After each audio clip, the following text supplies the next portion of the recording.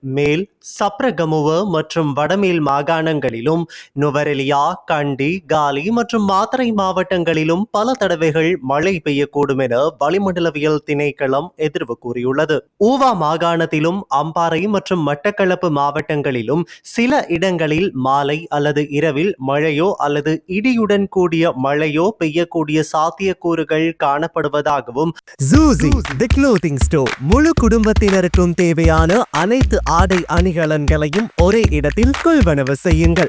அனைவருக்கும் ட்ரெண்டிங்கான exclusive collections எங்களிடம். கொட்டஹென, ஹேட்டன் மற்றும் வில்லபத்தை புதிய கிளையில். சந்தோஷமான தருணங்களை ஜூசியுடன் கொண்டாடுங்கள்.